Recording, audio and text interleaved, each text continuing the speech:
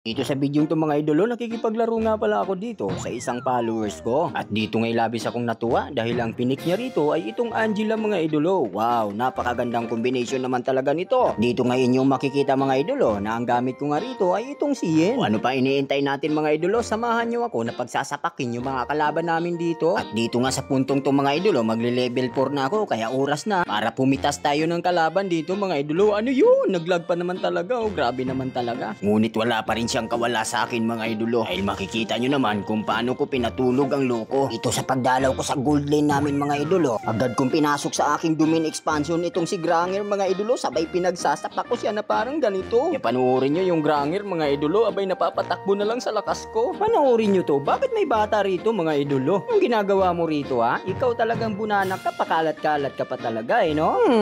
Gusto ko talaga makaharap itong si Lapo mga idolo. Naghandaan ko kasi yung parating na laban namin ni Trippings mga idolo. Kaya nung makita ko itong Lapo mga idolo, abay ini-imagine ko na si Trippings na to. Ngunit panoorin yung gagawin nito mga idolo, abay pinagtataga ako. Grabe naman talaga. Ngunit sa pagkakataong to mga idolo, siya ay pinatulog ko rito at inalisan ko ito na parang nating hapin mga idolo. Panoorin nyo yung gagawin ng Lancelot dito mga idolo. Abay galit na galit sa akin ang loko. Abay galit na galit at gusto itong manakit. Biruin mo kahit ako'y nandito na sa aking globe up mga idolo, abay sinundan pa ako nito. Ngunit nagkamali siya ng kinalaban dito mga idolo. Di ata alam nito mga idolo na meron akong lakas na di umaayaw. Kaya ang ginawa ko dito mga idolo ay pinasok ko sa aking domain expansion at dito'y pinagsasapak ko ang loko. Pero teka nga mga idolo, parang napapansin iba nga labis ang tuwa ko rito dahil may kaduo ako na Angela mga idolo. Ngunit napansin mo ba mga idolo? Kahit isang beses ay hindi pa sumanib sa akin yung kaduo ko. Ano kayang problema nito no? Bakit sarap na sarap siyang patungan yung Mia mga idolo? Tataka talaga ako rito. Bakit ayaw niya akong patungan dito mga idolo? Sige, pag nakita ko to akong papatong dito mga idolo. What if ikulong ko na lang kaya yung Angela dito mga idolo? Ikulong ko na lang dito sa aking domain expansion. Total, hindi naman nasanib sa akin to. Hanggang sa matapos na nga lang yung laban namin dito mga idolo, hindi ko man lang naranasan na patungan itong Angela. Parang napakahirap naman mga idolo, no? Ang hirap sa loob mga idolo, pag yung kaduo mo ay masaya sa feeling ng iba. Dito mga idolo ay asang-asa na ako, napatungan na ako dito mga idolo. Ngunit mali na naman pala ako ng akala rito. Nasaan ka na Angela? Patungan mo na ako. Grabe ka naman. Bakit mo naman ako pinabayaan? Abay kung sumanib lang sa akin yung Angela dun mga idolo, inubos ko na tong mga to. Kaya dito ay napagbuntungan ko ng galit itong si Lapo mga idolo. Siya, sige, pagpatayan kayo dyan. Eh pag pinasok ko na kayo ay siguradong may titimbuang sa inyo.